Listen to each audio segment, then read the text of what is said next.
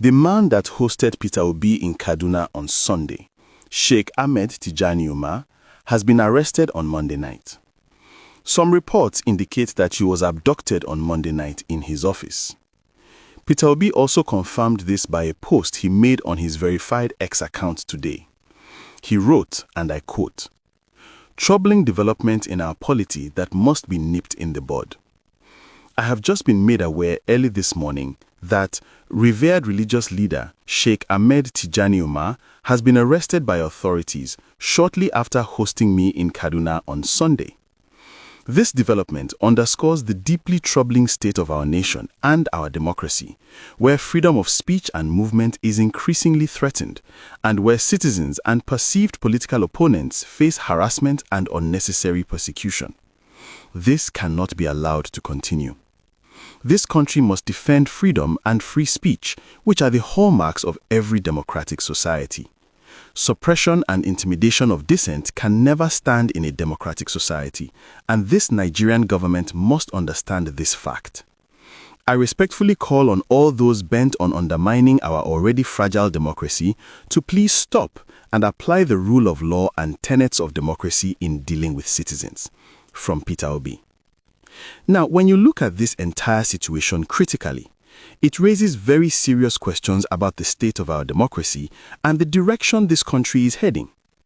A respected religious leader hosts a presidential candidate, and within hours, he is reportedly picked up in the night.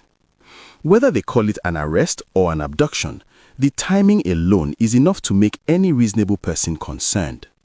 Why the urgency? Why the speed? Why immediately after hosting Peter Obi? These are questions Nigerians should be asking. Because this is not just about one man anymore. It goes beyond Sheikh Ahmed Tijani Umar.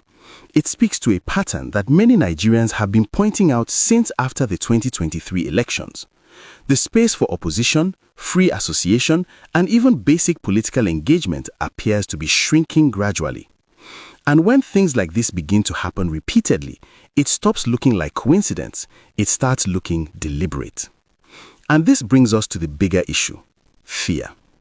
It is now becoming clearer by the day that the system is very much afraid of Peter Obi.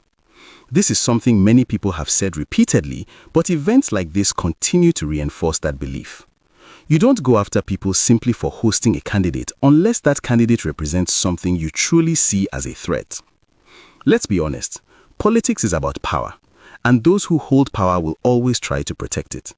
But when the actions taken begin to look like intimidation or suppression, then it tells you that there is something deeper at play. It suggests that Peter Obi is not just another candidate, he is the one they are worried about. He is the one that unsettles the system. And why wouldn't they be concerned? Peter Obi has built a strong following across different parts of the country. His message resonates with a large number of Nigerians, especially young people and those who are tired of the status quo. His movement has shown that it can mobilize, organize, and maintain momentum even outside traditional political structures. This is not something any ruling party takes lightly. So when you see incidents like this, it starts to look less like coincidence and more like a reaction. A reaction to a candidate whose influence continues to grow, whose voice continues to gain ground, and whose presence continues to challenge the existing order. That is what makes this situation even more significant. Because if the system was truly comfortable, if there was no perceived threat, there would be no need for actions that raise this level of concern and suspicion.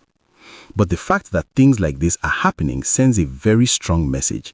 And that message is simple: Peter Obi is the one they fear. Now, this is exactly why this moment is very critical, especially for the ADC. If there was ever any doubt about who should carry the presidential ticket, situations like this should clear it beyond any reasonable doubt. Politics is not just about fairness, it is also about strategy and reality. And the reality is simple. The most popular candidate and the one that clearly unsettles the ruling party the most is often the strongest contender. You don't ignore that. You don't overlook that. You don't sideline that. If the ruling APC is uncomfortable, if they are reacting, if there are signs of pressure around people associated with Peter Obi, then it tells you one thing very clearly: he is the one they scare the most. And in politics, that matters a lot. Because elections are not just won by participation, they are won by strength, momentum, and the ability to challenge the incumbent effectively. ADC must understand what is at stake here. We are dealing with an incumbent president with all the advantages that come with that position: structure, influence, and control. To go into such a contest, you need your strongest and most formidable candidate. You need someone who already has national recognition, grassroots support, and the ability to energize the electorate across different regions. That person clearly is Peter Obi. This is not the time for internal politics or unnecessary calculations. It is the time to do what is natural, logical, and strategic. Give the ticket to the candidate who has already proven that he can stand toe-to-toe with the ruling establishment. Because, at the end of the day, this is bigger than party politics. It is about the future of democracy, the protection of civil liberties, and ensuring that Nigerians still have a voice. And if recent events are anything to go by, that voice is under increasing pressure. Which is exactly why this moment is very critical. Because moments like this define the future.